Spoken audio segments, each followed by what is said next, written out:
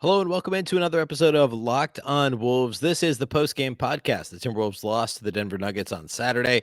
We're talking all things Wolves Nuggets, including where things went wrong for the Timberwolves, as well as key takeaways from the game, the overall game flow, as well as individual studs and duds. It's all on the show here tonight. Welcome in. You are Locked On Wolves.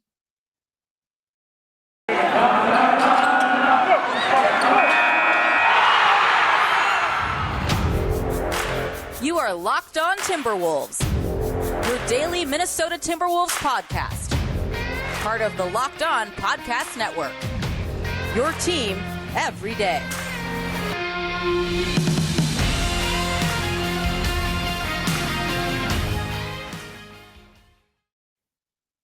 Hello and welcome to the Locked On Wolves podcast, part of the Locked On Podcast Network, your team every day. My name is Ben Beecken. I'm the host of Locked On Wolves. I'm also the co-editor of Dunking with Wolves, the Timberwolves site on the Fansided Network. Today's episode of Locked On Wolves is brought to you by McDonald's, proudly serving communities since 1965. McDonald's has always been more than just a place to get tasty, affordable food. It's an unofficial community center. A big thank you to our friends at McDonald's for always being there. I'm loving it. Happy weekend, everybody. Happy post-game podcast, I guess, although not so happy. Today, the Timberwolves fell to the Denver Nuggets here on Saturday night by just 2 points. It was a hotly contested game, came down to the final possession, an exciting, really a fast break finish to the game. And disappointing for the Timberwolves, but still a hard-fought game. Certainly some things to take away from this one, things the Wolves could do better moving forward, but encouraging nonetheless that they battled against a solid Denver team and generally played well. So I want to talk overall game flow, get into some of the key takeaways, why the Timberwolves, again, only scored 91 points in this game. A disappointing offensive showing, I think, to say the least. And then I want to talk about individual studs and duds, as we always do on the post-game pod. First, though, a quick reminder, you can follow this episode, or excuse me, this podcast anywhere you listen to podcasts. That, of course, includes YouTube, as well as Apple, Google, Spotify, and the all-new Odyssey app. You can also follow on Twitter at Locked On T-Wolves. That's at Locked On T-Wolves. Don't forget the T, and at Beecken with 2 B's, 2 E's, CKEN. Thank you for making Locked On Wolves your first listen each and every day. Reminder, if you're watching on YouTube, you can subscribe, like this video. That definitely helps us out. Also, side note, if you're watching on YouTube, this is Halloween weekend. So if you're a regular watcher, viewer, and are wondering why I look a little bit gray in my beard, it's part of my Halloween costume this weekend. So I guess enjoy that. This is the only podcast I'll be doing, hopefully, with a gray beard. So if you're watching on YouTube, that's why I look gray today. So anyway, let's go ahead and talk about this one. Let's talk overall game flow first. So this thing actually started out pretty well for Minnesota. By far, they played their best offensive basketball in the first quarter. They scored 32 points in the first frame and actually led this thing by 9 at the end of the first quarter, 32-23. Overall, the transition offense looked much better. I've called out the Timberwolves for their not just their bad half court offense to this point in the season, but the transition offense has been miserable. I talked about this after it was after the Pelicans game on Monday. I was very direct about the fact that I don't know, middle school teams can run 3-man weaves, right? And the Timberwolves were the whole thing there is timing, spacing, etc. Right? Floor balance. The Timberwolves could not figure out floor balance prior to I guess they did okay in the Bucks game on Wednesday. They were much better in the first quarter of this game. The Timberwolves transition offense was on point. They had a couple of nice alley-oops. They had some just generally good floor balance when they were switching from one end of the floor to the other, and they were able to take a 9-point lead into the second quarter. The bench unit had a solid defensive performance when they first came out, but struggled a little bit offensively to get things going. And then the transition back into the first unit, D'Angelo Russell and Chris Finch has had this pattern where D'Lo comes back in, where it's basically D'Lo and second unit guys. That didn't click very well in this game. And the Nuggets, I mean, they're a solid defensive team overall. They weren't great. I mean, they're not like the best defensive team in the NBA, right? And so this shouldn't have been quite as big of a struggle as it was for Minnesota. They just missed open shots throughout the game. We'll talk more about that later. But the offense sputtered in the second quarter. They only scored 15 points in the second. They still had a lead at halftime, although it was down to just 4 points. And then the third quarter was kind of a lot more of the same. It was, the Wolves played generally good defense in this game, got out in transition and were pretty good in transition. The half-court offense was still a little bit off kilter. Minnesota was missing open jumpers. They didn't really get into their sets. And that was in this game, it felt like it was more of a credit to Denver than it was, hey, the Timberwolves aren't running offense. I felt like they were trying to get into things. It was just Denver was doing a good job of disrupting the Timberwolves. And maybe that's partly the early season, the offense being behind the defense across the board. We've certainly seen that in Timberwolves games to this point this year. But also Denver just doing a really good job of scouting the Wolves' really limited offense at this point. Minnesota only is doing so much with the lineup that they have. And Towns, he didn't attempt a field goal hardly in the middle portions of this game. He was very quiet early and in the middle stages. I don't actually did he make a three in this game? Yeah, I guess he made a couple of threes, but he didn't make a three until later in the game. And it just didn't ever really feel like he was a huge part of the Timberwolves offense in this game. Credit to Jokic, credit to Denver for that. But Minnesota really struggled to get him involved as a central piece of the offense. They were still up 4 going to the fourth quarter, though. The Nuggets continue to do a good job mucking up the Timberwolves offense. And Minnesota struggled with turnovers in this game. They had 20 turnovers. Denver had 18. It just felt like the Wolves were just overall more careless with the ball. It seemed like more live ball turnovers, just some really sloppy mistakes from Minnesota. And that was an issue, allowing Denver to pull even and eventually take a couple of brief leads. Minnesota was at the end of the day, they were down 4 with a minute left in the game.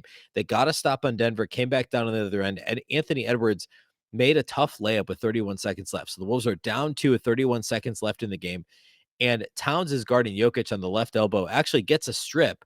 The ball bounces up in the air. The Timberwolves get it, head down the court. Beasley's got the ball. And at this point, obviously the play clock's expired. Actually, Anthony Edwards is the one that got the loose ball after the Towns steal, and the shot clock buzzer goes off because I'm sure to the clock operator, it wasn't clear if the Wolves had possession or not. Edwards hesitates as the buzzer goes off, kind of right at the timeline at midcourt. And it's for a split second, it's like he's thinking, is that the game buzzer, the shot clock buzzer? And you can kind of see him kind of double clutch, and then he passes it ahead to Beasley. It's a 2-on-1 situation. And he kicks it ahead to Beasley, but Will Barton's back makes a phenomenal block on a Beasley attempt to the left side of the rim. The rebound goes to Edwards. He goes up. Jokic gets there in time to contest and make Edwards try and reverse to the other side of the basket. He misses it, kind of gets stymied right at the rim, and that's the game. The clock expires as the Nuggets are coming down with the defensive rebound. The Wolves lose by 2. It's a shame given how solid of a defensive play that was from Towns to get to really strip the ball from Jokic and start the fast break. Finch had 2 timeouts in his pocket. I completely understand why he did not call timeouts. I'll call out coaching issues where there's coaching issues. I don't fault Finch for not calling timeout there. If he had called timeout, we would have all been like, why is he calling timeout? They have a 2-on-1, right? So no fault to Finch for not calling timeout. I'm sure he would have had the Wolves gotten that next offensive rebound. But there just wasn't enough time, and the Wolves had numbers. And Edwards and Beasley are both so phenomenal in transition. It makes sense that Finch wouldn't want to stop that in any way.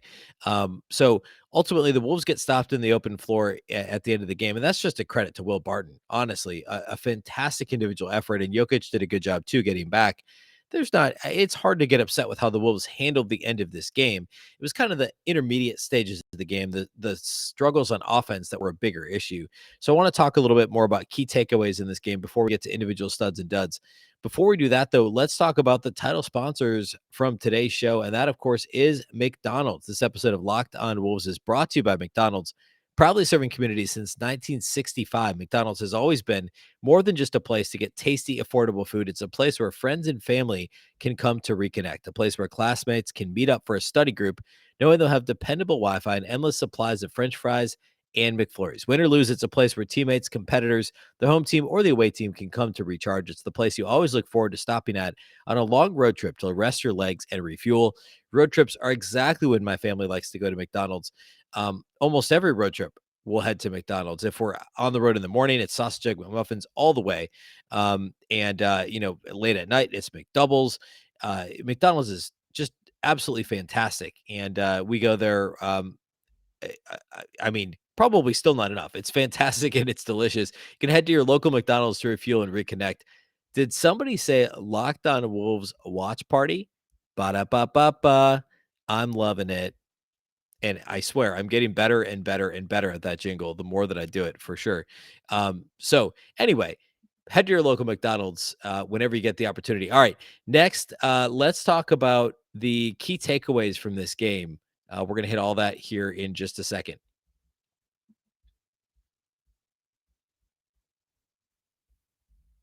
All right, let's talk key takeaways from Wolves Nuggets on Saturday night.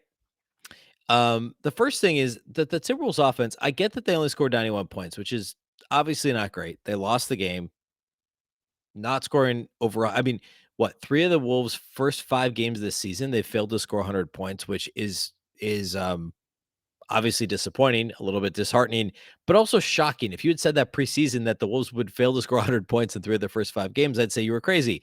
This is the least amount of points they'd scored in any game. That said, they've also held their opponents under 100 points uh, in 2 of their first 5 games, which is not bad, right? Um, Now, as I mentioned earlier, defenses are ahead of offenses at this stage. It's just like baseball after spring training, right? That's just generally how things go, right? The pitching's always ahead, or in this case, in the case of basketball, the defense is ahead of the offense if you spent any amount of time on the defense as a coaching staff. So that's certainly part of this. I actually don't think that the offense in the half court was all that disjointed. I think the Nuggets just played really good defense in this game. The Timberwolves' second chance opportunities were relatively limited, and Minnesota missed some open shots. I thought they did a pretty good job getting into their half court offense. It was missing open shots. It was the Nuggets being disruptive. They got 11 steals in this game. And Minnesota only shot 31.7% from outside the arc. They missed a bunch of open threes. Take out Beasley's threes. The Wolves were 13 of 41. Take out Beasley's makes, and they're 7 of 31 from the field in this game. That's like roughly 20% from outside the arc if you take out Beasley's shooting. And I mean, Jaden McDaniels and Anthony Edwards, 2 starters for the Timberwolves, combined to shoot 0 of 10 from outside the arc in this game. So it credit Denver for a good defensive game plan, for making life difficult for the Wolves, for keeping Towns from getting really all that many field goal attempts at all. And the Wolves just have to make open shots. And also, not just threes. Anthony Edwards missed at least 2 layups that were just literally point blank layups that he just missed. That doesn't happen all that frequently. So there was some bad luck involved here as well. But you got to credit the way that Denver played defense. I thought the overall offense, especially in transition, but even in the half court, for the most part, looked pretty good. It looked improved for the Timberwolves. It was the bad luck on the missed layups, some missed open threes. Those were the bigger issues in this one. Um, Malik Beasley was really the only guy on the Timberwolves that was making open shots against his former team. Perhaps no coincidence there. He was 6 of 10 outside the arc. By the way, he was 0 of 4 inside the arc, but 6 of 10 outside the arc, and led the team in scoring with 18 points off the bench in just 27 minutes. Anthony Edwards generally struggled. We'll talk more about him in studs and duds, which is a bit of a spoiler. But outside of a nice alley-oop dunk, a couple of other nice plays in the paint, and he rebounded the ball well as well, actually led the team in rebounding with 11 boards. He struggled to get into any sort of a rhythm, was 0 of 6 outside the arc. Even inside the arc, he was 6 of 13, which isn't bad, but considering that it's not like he's shooting a bunch of long-range twos, right? He's shooting it mostly in the paint, and he struggled to score through contact in this one, to finish at the rim, and it was very disappointing for the Wolves. Um, Another key takeaway, the Timberwolves bench was fantastic. They actually really outplayed the Nuggets bench. I don't have the numbers in front of me, but they basically outscored them 2-1. And both the bench stint kind of like middle of the second quarter, and then also like late third, early fourth quarter, the Timberwolves bench was really good. Patrick Beverley was fantastic. He had 7, 5, and 3 in this game. He was a plus 10 in the plus minus column, which, as I say every time I bring this up, it's a bit noisy. It's not the end all be all, but he was very good. Okogie was a plus 18 in just 19 minutes, played solid defense on Michael Porter Jr. I had mentioned in the pregame show, or the preview show, I should say, on Friday, that if the Wolves could do a good job of holding down Barton and Porter, and Town stays out of foul trouble, they should be okay. Well, they did what I wanted them to do. They just so happened to lose by 1 possession. Porter only had 7 points on 3 of 14 shooting in this game. He played 35 minutes. Okogie played 19, so it's certainly not all Josh. But Josh Okogie did a fantastic job on Porter Jr. when he was on the floor. Barton only had 10 points on 3 of 10 shooting. So the Wolves held him down as well. It was really just Nikola Jokic, to a lesser extent Aaron Gordon and Monty Morris, that really gave the Timberwolves trouble. But they did what I had hoped that they would do, and Josh Okogie was a really big part of that. Naz Reid was really good too. The bench as a whole just kind of knew what they were doing in this game and knew it was expected of them. They did more than hold serve. The Nuggets bench, JaMychal Green's fantastic. He only played 11 minutes, and he was just okay in this game. 6 points, only 1 rebound in 11 minutes. Facundo Campazzo didn't really hurt the Wolves. Bones Highland hit a couple of big threes at big moments in the game, but the Nuggets leaned heavily on their starting lineup in this game, and Minnesota's bench outplayed the Nuggets pretty easily. And I think that was notable. It goes back to something we talked about quite a bit preseason, is that the Wolves really do have some genuinely solid depth this season, and we saw that again in this game. You lose by 1 possession, there's a handful of things that could have gone either way, and the Wolves clearly had the better bench in this game. And the Denver's kind of been known the last few years for having solid depth, not as much top-heavy talent, especially with no Jamal Murray. This is the Denver Nuggets have to rely on their depth in the regular season with no Murray, behind Jokic to keep them in games. And I mean, this is just one game. The Wolves bench more than held their own in this one. So what I want to do next is I want to talk individual studs and duds. Who from the Timberwolves stood out and who from the Timberwolves had a poor game? Spoiler alert, my studs all come from the Timberwolves reserve unit, who was just generally fantastic in this game. So we're going to get to all that here in just a second. Before we do that, though, let's talk about our great friends over at Built Bar. Built Bar is the best tasting protein bar of all time. It tastes exactly like a candy bar. If you're not a protein bar person, well, you should be. And if you become a protein bar person, you must try Built Bar. I'm serious. It tastes just like a candy bar. If you've never had it, you can get a mixed box. You'll get 2 of each of the 9 main flavors. That includes favorites like mint brownie, cookies and cream, salted caramel, anything with coconut, really anything. But the mixed box is your best bet. Check out the macros. These don't just taste delicious, they're genuinely healthy for you. 17 to 18 grams of protein per bar, calories ranging from just 130 to 180 per bar, and only 4 to 5 grams of sugar, 4 to 5 grams net carbs in each Built Bar. You can order today and get any of those delicious flavors that I mentioned and more. Built Bar is the official protein bar of the U.S. track and field team.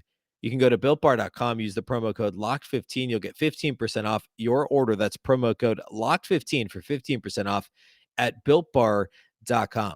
Let's also talk about our friends at betonline.ag. We're back and we're better than ever. A new web interface for the start of the basketball season and more props, odds, and lines than ever before. BetOnline remains your number one spot for all the basketball and football action this season. Head to our new updated desktop or mobile website to sign up today and receive your 50% welcome bonus on your first deposit. Just use the promo code LOCKEDON to receive your bonus. From basketball to football, baseball postseason to the NHL, boxing and UFC, right on down to your favorite Vegas casino games. Don't wait to take advantage of all the amazing offers available for the 2021 to 2022 season. BetOnline is the fastest and easiest way to bet all your favorite sports. Again, betonline.ag, promo code LOCKEDON. You'll get a 50% welcome bonus on your very first deposit. BetOnline, where the game starts. Okay, let's jump into individual studs and duds from this game. This is actually pretty easy. Number 1 on the studs list for the Timberwolves is former Denver Nugget Malik Beasley. Of course, he was traded to the Wolves in February of 2019 in that larger trade that included, there was the 4-team trade with several players changing teams. But Beasley was great in this game. Easily his best game of the season so far. 27 minutes off the bench, which, by the way, was 4th in minutes in the entire game for the Wolves. Obviously, first off the bench. 6 of 14 shooting, 18 points, 6 of 10 outside the arc, 2 rebounds, 2 assists, and a steal, only 1 turnover. He was a +2 in 27 minutes. A great game for Beasley. The Wolves ran a number of different plays for him. They had him running off staggered screens. They had him running off of pin downs, and he looked comfortable. Looked like he was ready to shoot the ball, let it fly against his former team. And I think the Wolves should use him in this way in every single game, especially if they're struggling to get offense going for their big 3, for Ant, for D'Lo, for Cat. They need to use Beasley in this way more frequently, but he was really, really good in this one. Number 2 on the studs list for me is Naz Reid. Fantastic off the bench. He played 19 minutes in this game. The Wolves actually played for a stretch in the 4th quarter with Cat and Naz together. This is the first time this season that the 2 of them have shared the floor instead of Naz simply playing backup 5 minutes. Naz played 19 minutes. Cat played 34. So there was some real overlap there of 8 minutes or so on the floor. And it went okay. Nas overall 12 points, 4 rebounds, 5 of 8 shooting, and 2 of 5 outside the arc. Hit a couple of big threes in this one. Was a plus 15, the second best mark on the team next to just Josh Okogie. Again, 12, 4, 1 assist, 2 blocks for Nas, just 1 turnover in 19 minutes. I'm hoping we see more of Nas next to Towns moving forward. It obviously depends on the matchup. And with the Nuggets, it made some sense to give Nas a chance to guard Jokic to keep Towns out of foul trouble, which for the most part, I mean, he finished with 4, but for the most part, Cat was out of foul trouble in this one. I'd like to see more of Nas and Cat together moving forward. There's just obviously a little bit less defensive flexibility, and that's the one hang up there. You'd rather have somebody more switchable like Vando or Jaden McDaniels at the 4 who can switch on to smaller players, whereas Nas and Cat are a little bit less flexible in that regard. The third stud for me in this game is Patrick Beverley, 7 points, 5 assists, 3 rebounds, 2 blocks, and a steal in just 23 minutes for Pat Bev. 3 of 5 shooting, 1 of 2 outside the arc. Just had the 2 turnovers in 23 minutes. A fantastic all-around game for Pat Bev.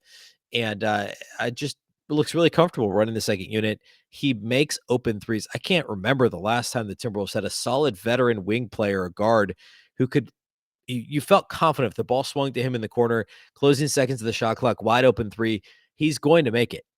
I mean, you feel that way when Beverly catches the ball. He's going to make the shot. There are not very many Timberwolves players in the history of the franchise, who you'd feel very confident they're going to knock down that wide open corner three when the ball swings to them. But Pat Bev falls in that category. You just have full confidence he's going to make the shot for sure. Duds in this game. Anthony Edwards, by the way, the Timberwolves' big three, Cat, and D'Lo, each only scored 14 points. I'm going to give a dud to Anthony Edwards. He shot only 6 of 19 from the field, was 0 of 6 from outside the arc. That means he was still 6 of 13 inside the arc, which is fine, but not great. 14 points. He did have 11 rebounds and an assist, but he turned it over 3 times. His minus 14 plus minus was the second worst mark on the team. And he just struggled to get into a rhythm. It's not entirely his fault the Timberwolves overall struggled to get into a good offensive rhythm, but Ant did not have a very good game. It was his worst game of the year by far. By the way, the Wolves as a team only attempted 9 free throws in this game, 8 of 9 at the line, which is miserable. And I mean, the Nuggets only attempted 16, so it's not like there was a massive disparity, but still, Nuggets had almost twice as many free throw attempts. The Wolves did not do a good job of forcing the issue getting to the free throw line in this one. I'll give a second dud today, and that's going to go to Karl-Anthony Towns. He played 34 minutes, 14 points, 8 rebounds, 3 assists, and a steal, but he turned it over 5 times, was just 4 of 11 shooting from the floor, 2 of 5 from three-point land. That means that he was 2 of 6 inside the arc, 4 of 4 at the free throw line. But Nikola Jokic put up 26 points, 19 rebounds, and 7 assists with 3 blocks. So again, 26, 19, and 7. Cat had 14, 8, and 3. Not exactly the statement that Cat wants to make against the reigning MVP and somebody who, up until last year, there was this Jokic Towns debate. And then after last season, you'd be crazy to not put Jokic ahead of Towns in terms of the hierarchy of players in the NBA. And I mean, Jokic leading his Nuggets team to playoff berth after playoff berth the last 4 plus, I guess, 4 or 5 years, including a conference finals a couple years ago, the MVP award last year for Jokic individually. And Towns just did not have that great of a game. He wasn't terrible, which it feels a little weird to give him a dud, but compare him to Jokic and he had a poor game, and the Timberwolves just didn't do a great job getting him the ball in a place to succeed. And Towns, this is the sort of game where he could have forced the issue a bit more. But ultimately he ended up being by far a team worst minus 23 in the plus minus column. And outside of, a couple of nice offensive possessions and really some solid defensive possessions as well, this was a quiet night for Towns, quieter than the Wolves wanted it to be. And still, we go down this list, the Wolves' big three each only scores 14 points. And generally, I mean, they all shoot the ball well under 50% from the field. They combined to shoot 4 of 17 from outside the arc and just 6 of 6 from the line, 6 total attempted free throws among those 3. And they only lose by 2 points, 93-91. The defense was really good. And Malik Beasley was good enough off the bench. Naz Reid was good enough off the bench. Patrick Beverley was good enough off the bench that this remained a close game. The Wolves did enough offensively to stay in it. But moving forward, the offense has got to get itself straightened out. And the Wolves, it gets a little bit easier here coming up next. the Wolves have Sunday off, of course, and then they take on the Orlando Magic at home on Monday. That's obviously a very winnable game against Orlando. And then they get back, or consecutive, I should say, home games Wednesday and Friday against the LA Clippers, which are still winnable games, but tougher. And we'll talk about all this on Monday's show. Of course, uh, on Monday's show, we'll preview the week ahead. We'll get into power rankings either Monday or Tuesday, looking at the week ahead. We'll also on Monday preview Wolves Magic on Monday night. So if you're not already following or subscribed to the podcast, please do so anywhere you listen to podcasts. That includes Apple as well as Google, Spotify, and the all-new Odyssey app, as well as, of course, now on YouTube. Thank you for making Locked On Wolves your first listen each and every day. And remember, Locked On Wolves is free and available on all platforms, including YouTube and all the platforms I listed just a minute ago. You can also follow on Twitter at Locked On T-Wolves and at Beecken with two B's, two E's, CKEN. Once again, I'm Ben Beecken. This is the Locked On Wolves podcast, and we'll catch you next time. We'll be back on Monday. Enjoy the rest of your weekend.